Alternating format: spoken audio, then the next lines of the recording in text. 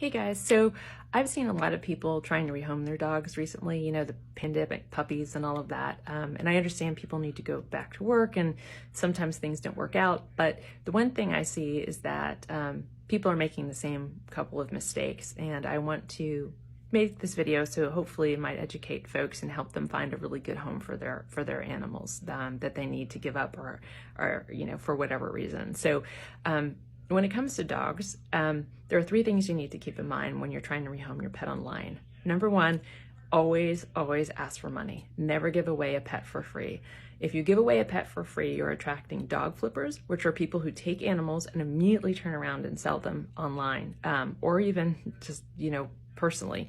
And when you give away a dog for free, they're making nothing but profit. So that'll attract them like crazy. And the other one is, although less common, are people who run dog fighting rings or are involved in that. They're always looking for bait dogs. And neither situation is good for an animal. Obviously, the dog fighting one is horrid. The dog flippers, it's a crapshoot. Maybe someone who's a good person might buy a dog off of them, but generally not. They don't care where the dogs go.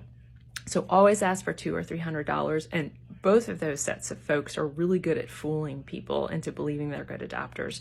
So it's really important that you ask for money to make sure that those types of folks are weeded out, okay? So the next thing is references. Make sure you ask for personal references and then also for veterinary references. The best home for an animal, for your dog, would be someone who has had a dog before.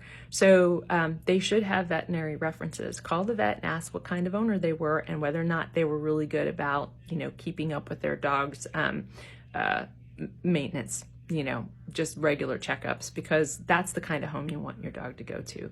And then call the personal references too. So the last thing is to make sure that you do a home check. You might have a person who's willing to pay for your dog and seems like the perfect adopter and the references are great. But if your dog is going into a situation that's not good for them and doesn't match their personality, that's not good either. So you don't want your dog going to a place, where he's going to be crated 24/7 or he's in a kennel, a lot of the time. Or maybe the dog is okay with that. So you need to evaluate whether or not that place is good for your dog. If the place is too far, call a rescue in the area and see if one of their volunteers can go out and do a home check for you. That way then you know that it's going to a good place and it's not like a hoarding situation or, because that can happen anywhere. And it'll give you peace of mind as well. And it'll also keep the dog out of the rescue world, which is, the rescue system, which is what rescue people want. So hope that helped.